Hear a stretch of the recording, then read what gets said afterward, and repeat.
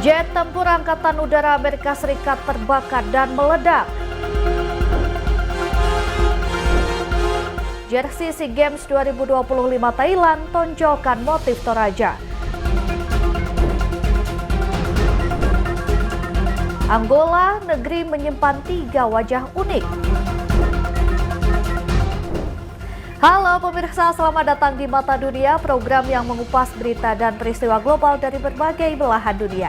Saya Ajeng Tiara akan menemani Anda berikut berita selengkapnya.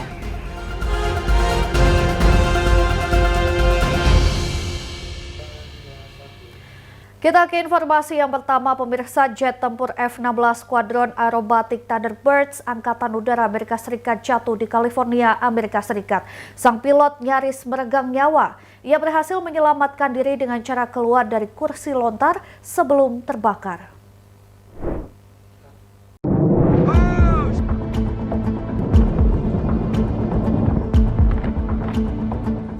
Jet tempur F-16 Squadron Aerobatic Thunderbirds Angkatan Udara Amerika Serikat terjatuh di California, Amerika Serikat pada Rabu 3 Desember 2025 waktu setempat. Tak berselang lama, jet tempur meledak menyemburkan api besar.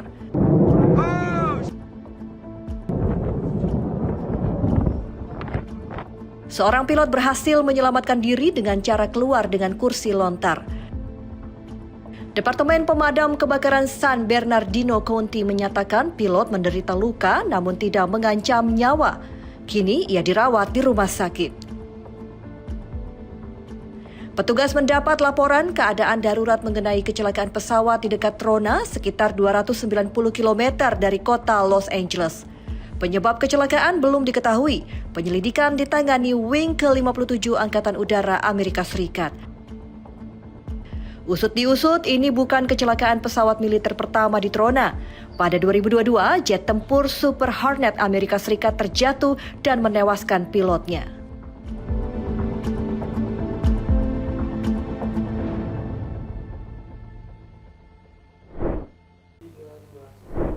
Informasi selanjutnya, putih salju dan es menutup jalan di Minnesota, Amerika Serikat. Kondisi ini sangat berbahaya bagi kendaraan yang melintas. Departemen Transportasi Minnesota membagikan video menampilkan peristiwa kecelakaan kendaraan di jalan tol dan utama kota. Jalan Minnesota di Amerika Serikat diselimuti salju dan es membuat jalanan licin. Kondisi ini sangat berbahaya bagi kendaraan yang melintas. Minnesota Department of Transportation membagikan video yang menunjukkan berbagai kecelakaan kendaraan di jalan utama dan tol di daerah Minnesota. Para pengemudi kesulitan mengendalikan kendaraan sehingga meluncur dan tergelincir. Terjadi kecelakaan. Minnesota State Patrol menyebut selama turun salju, petugas menangani puluhan peristiwa kecelakaan. Meski begitu, belum ada laporan mengenai korban massal terluka parah. Petugas mengingatkan pengemudi untuk menurunkan kecepatan, menjaga jarak aman, dan menghindari jalan jika tidak penting.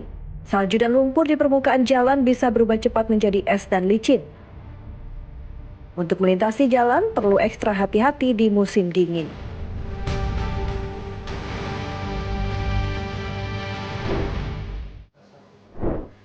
Pemirsa, badai musim dingin menyebabkan kecelakaan di barat Virginia, Amerika Serikat. Sebuah truk tergantung di tepi jembatan. Pengemudi berhasil diselamatkan tanpa cedera. Proses evakuasi berlangsung dramatis.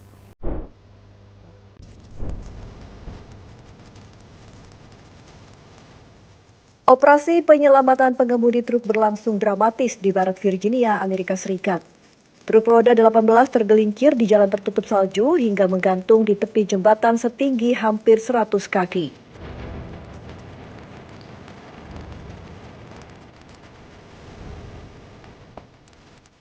Proses evakuasi pengemudi terjebak dalam truk menggantung di atas jembatan berlangsung dramatis. Seorang petugas penyelamat dengan perlengkapan lengkap menuruni sisi jembatan dan berhasil mencapai kabin truk yang tergantung. Ia lalu mengamankan sang sopir menggunakan harness khusus sebelum memberikan isyarat kepada tim di atas menarik keduanya ke atas jembatan. Sang sopir berhasil dievakuasi tanpa terluka. Kemudian tim menstabilkan dan mengevakuasi kendaraan. Kecelakaan ini terjadi saat jalan licin kala cuaca ekstrim badai salju melanda sangat berbahaya bagi kendaraan besar. Sebelum kejadian, saat itu truk kehilangan kendali usai melewati tikungan dan menabrak pagar pembatas jembatan. Bagian kepala truk menjuntai di udara. Truk bergoyang akibat angin kuat menciptakan ancaman karena bisa terjatuh kapan saja.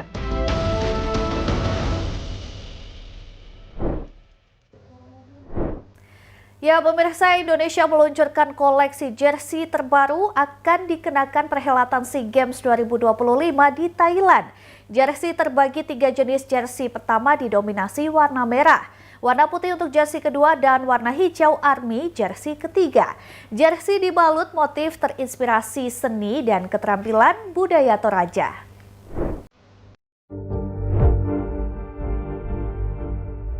Jersey tim Indonesia yang digunakan saat SEA Games 2025 diluncurkan di Bandara Soekarno-Hatta, Tangerang pada Senin 1 Desember 2025. Jersey tim merah putih ini merupakan kolaborasi antara Komite Olahraga Indonesia atau KOI bersama pengembang apparel Mills, juga retailer SAR, INAH, dan dikuratori desainer Indonesia Didi Hedi Prasetyo. Terdapat 3 jenis jersey yang diluncurkan, yaitu jersey didominasi warna merah sebagai jersey pertama, warna putih jersey kedua, dan warna hijau army jersey ketiga. Selain membawa nuansa warna yang sangat kental dengan Indonesia, jersey ini juga dibalut dengan motif yang terinspirasi seni dan keterampilan budaya Toraja. Kostum mengangkat tema besar, Spirit of the Nation. Desain juga memadukan budaya Nusantara dengan sentuhan modern, menjadikan pakaian bukan sekedar pakaian tanding, melainkan simbol tradisi, kreativitas, dan rasa bangga yang dibawa ke arena kompetisi.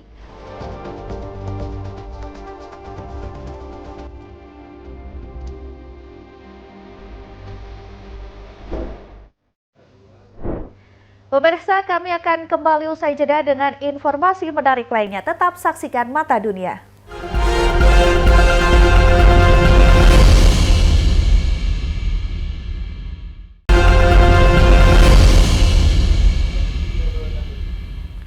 Terima kasih Anda masih bersama kami, pemirsa. 2 bintang film Harry Potter, Daniel Radcliffe dan Tom Felton, reuni usai tampil bersama di hadapan publik 7 tahun yang lalu. Keduanya menunjukkan kehangatan persahabatan. Momen mini reuni terjadi antara 2 bintang film Harry Potter, yaitu Daniel Radcliffe dan Tom Felton. Keduanya terekam di New York saat menghadiri acara pemutaran khusus film versi panggung Merrily We Roll Along, dibintangi Daniel Radcliffe.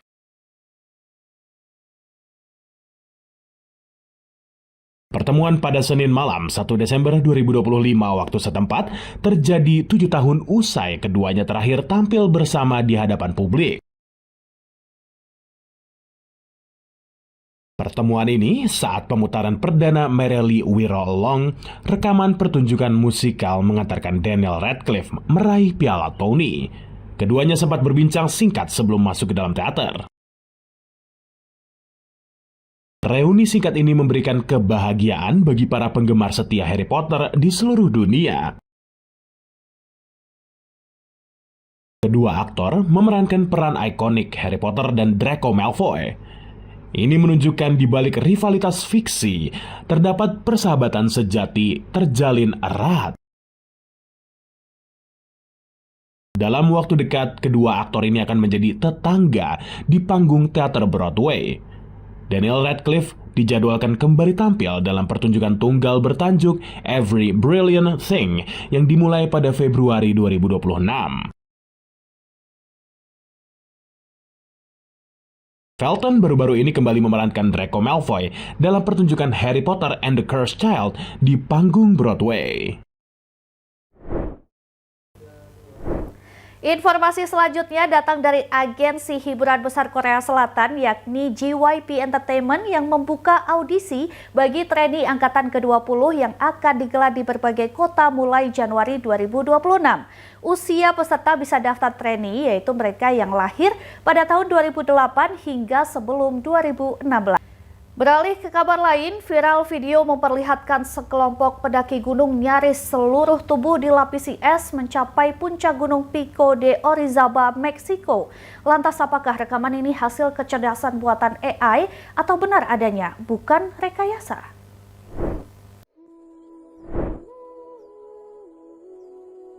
Sekelompok pendaki nyaris seluruh tubuh dan perlengkapannya diselimuti es saat mendaki salah satu gunung di Meksiko. Langkah kaki berat di lereng bersalju dan napas terengah-engah di ketinggian. Para pendaki dipimpin Juan Mendoza menghadapi kondisi medan pendakian yang sangat ekstrim. Perjalanan menuju puncak menuntut stamina tinggi, aklimatasi matang, serta teknik pendakian glasier yang mumpuni. Mereka perlahan menapaki puncak gunung terjal. Pendakian ini dilakukan di Gunung Pico de Orizaba atau Citlaltépetl, gunung tertinggi di Meksiko, sekaligus puncak vulkanik tertinggi di Amerika Utara yang berketinggian sekitar 5.636 meter di atas permukaan laut. Jalungga Post melaporkan video awalnya dicurigai sebagai hasil kecerdasan buatan atau AI karena visual luar biasa dan jarang terlihat. Video ini diunggah akun Instagram club_7_version menegaskan dalam captionnya, "Ini bukan AI, ini adalah tim kami di puncak Orizaba di Meksiko." Noti_Oaks dan halo_update.id mengkonfirmasi kejadian ini adalah momen nyata dari tim berhasil menaklukkan puncak dengan kondisi beku. Pemirsa, Norwegia sedang membangun terowongan laut terpanjang dan terdalam di dunia bernama Rogfast. Mega proyek ini dirancang memangkas waktu tempuh dan meningkatkan konektivitas kota-kota utama di negara tersebut.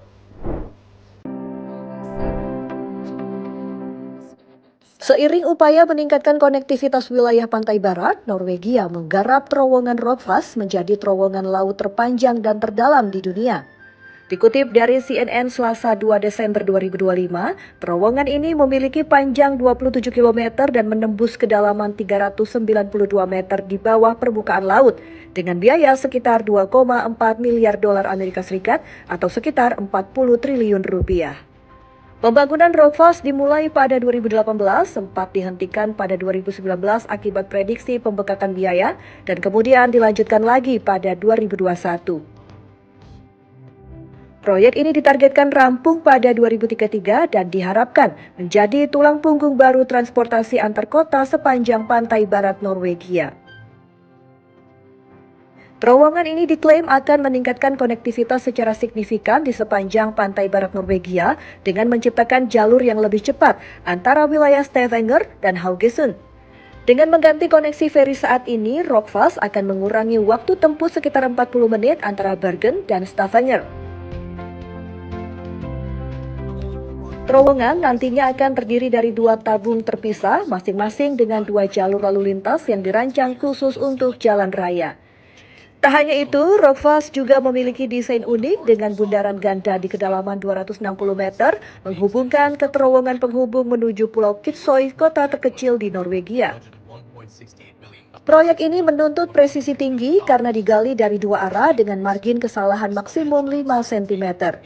Teknologi laser canggih digunakan memindai hingga 2 juta titik data per detik, menciptakan gambaran digital untuk menghindari kesalahan konstruksi.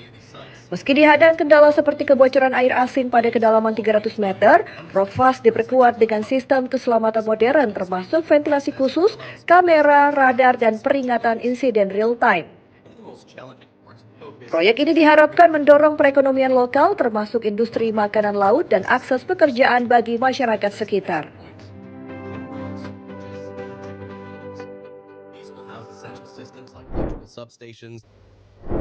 Informasi berita lainnya akan kami sajikan usai jeda berikut ini. Tetaplah bersama kami.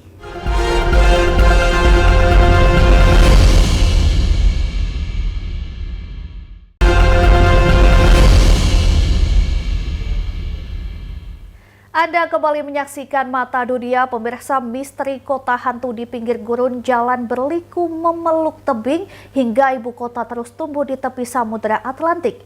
Inilah Angola. negeri menyimpan 3 wajah unik. Seperti apa keunikan negara Angola? Berikut tayangannya untuk Anda.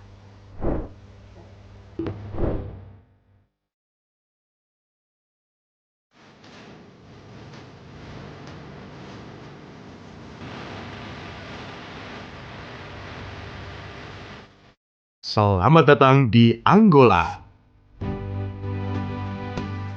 Angola sebuah negara di pesisir barat daya Afrika. Negeri diwarnai pantai panjang Atlantik, gurun tua, dataran tinggi, megah, hingga budaya campuran antara Afrika dan Portugis. Disinilah sejarah kolonial, tradisi lokal, serta alam keras berpadu membentuk wajah Angola hari ini.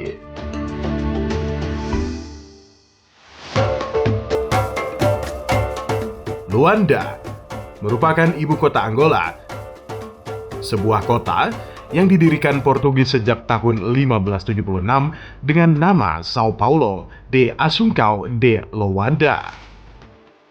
Pada masa itu, Luanda menjadi pelabuhan strategis, pusat perdagangan, sekaligus pintu masuk kolonial Portugis ke Afrika Barat Daya.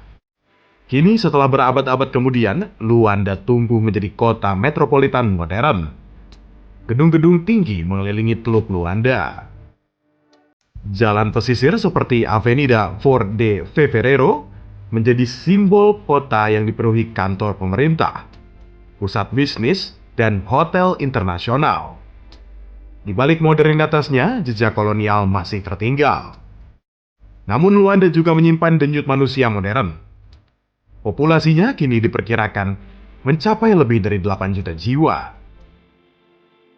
Pasar tradisional bersanding dengan kafe dan pusat perbelanjaan. Musik kuduro dan tarian lokal mengalir di jalan-jalan. Kota ini menjadi wajah baru Angola, hidup, cepat, dan terus berubah.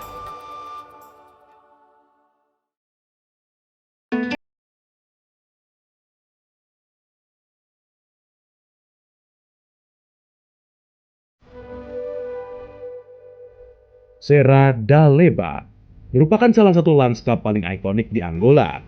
Di sini, dinding pegunungan menjulang hingga lebih dari 1.800 meter, memisahkan dataran rendah Namibe dan dataran tinggi Provinsi Huila. Pada awal abad ke-20, saat wilayah pedalaman sulit dijangkau, pemerintah kolonial membangun jalan yang memeluk tebing curam. Jalan berliku ini dikenal sebagai Serra da Leba Pass, yang membentuk lengkungan-lengkungan tajam seperti pita yang digantung di sisi gunung. Hingga kini, jalur ini masih menjadi rute penting yang menghubungkan pesisir dan dataran tinggi. Selain itu, Serra da Leba telah menjadi ikon nasional dan destinasi favorit wisatawan serta fotografer dari seluruh dunia. Pemandangan pegunungan, kabut pagi, dan tikungan curam menciptakan panorama dramatis yang tak mudah dilupakan.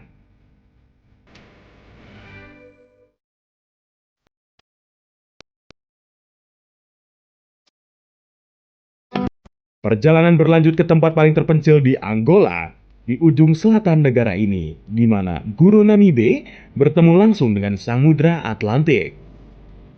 Terdapat sebuah tempat misterius bernama Baía dos Tigres atau Teluk Tigres. Pada abad ke-19, pemukim dari Algarve, Portugal, membangun desa nelayan kecil di sini. Di tengah angin laut yang keras dan padang pasir yang sepi, sebuah komunitas lahir. Gereja, sekolah, dan rumah-rumah berdiri menjadi kota kecil yang hidup di pinggir dunia. Namun pada tahun 1962, badai besar merubah segalanya. Garis daratan yang menghubungkan Baía dos Tigres dengan Angola terputus oleh laut. Sumber air tawar hilang dan akses menjadi hampir mustahil. Perlahan kehidupan mundur hingga penghuni terakhir meninggalkan tempat ini pada 1974. Kini, Baía dos Tigres dikenal sebagai kota hantu. Bangunan-bangunan tertutup pasir, gereja tua berdiri sendirian, bahkan dindingnya digerogoti oleh angin gurun dan ombak yang tak berhenti. Meski terpencil dan hampir tak bisa diakses, keunikannya membuat pemerintah Angola mempertimbangkan wilayah ini sebagai lokasi warisan budaya dunia.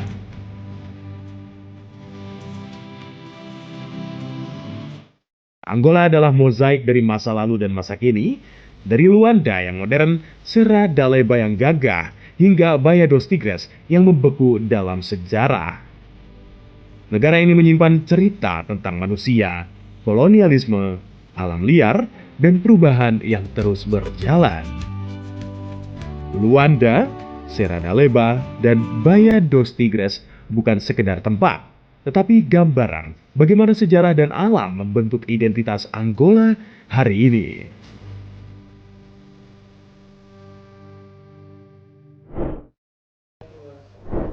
Informasi berikutnya, mobil terbang menjadi impian para futuris dan segera terwujud menyusul uji coba pesawat terbang listrik bisa lepas landas secara vertikal. Sebuah perusahaan penyedia layanan taksi udara mengatakan biaya perjalanan mereka akan setara ongkos naik taksi online. Para penonton berkumpul di Sausalito, California belum lama ini untuk menyaksikan penerbangan yang tidak biasa. Helix yang dibuat oleh perusahaan Silicon Valley Pivotal adalah salah satu pesawat listrik pertama yang terbang dalam apa yang disebut sebagai era baru mobilitas udara.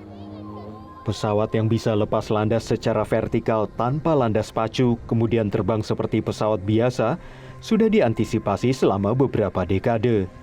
Kemajuan teknologi mesin dan bahan ringan telah membantu mewujudkan hal ini menurut CEO Pivotal. The biggest driver of all, though, is actually the energy storage.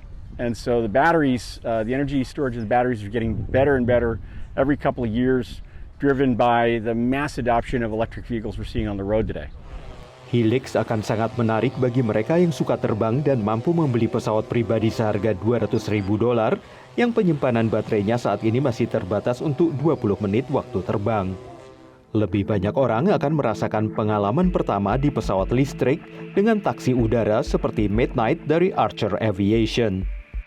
It's a one pilot, 4 passengers, 100 miles of range. Travels 150 miles an hour, it's sustainable, it's quieter than a helicopter, it's got 12 propellers. If any one of those propellers fails, it has the technology to be able to still make a safe landing. Pesawat ini sedang menjalani uji keselamatan dari pemerintah Amerika, tapi jika semua sesuai rencana, perusahaan mengatakan mereka akan menerbangkan pelanggan pada akhir 2025. What you see here is a mock-up of what a vertiport is like. Archer berencana mengoperasikan layanan taksi udara di beberapa kota Amerika, termasuk San Francisco Bay Area. Tempat taksi udara akan terbang antara bandara yang ada dan vertiport baru di Teluk.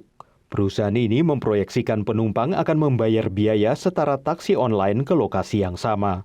Going from city center to airport that costs $150 with rideshare can be $150 on our vehicle. Not only is that, you're getting a 2-hour drive that's turned into a 20-minute trip.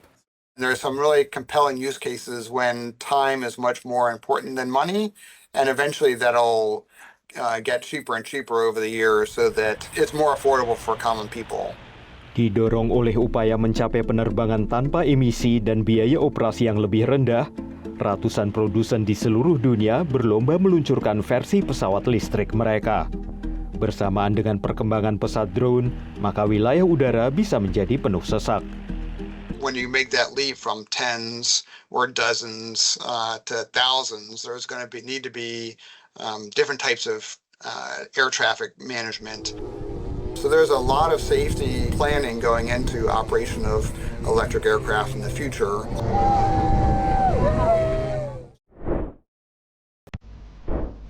Pemirsa, demikian Mata Dunia kali ini. Terus saksikan berita Nasional TV. Saya Jentera beserta kru yang bertugas pamit undur diri. Terima kasih dan sampai jumpa.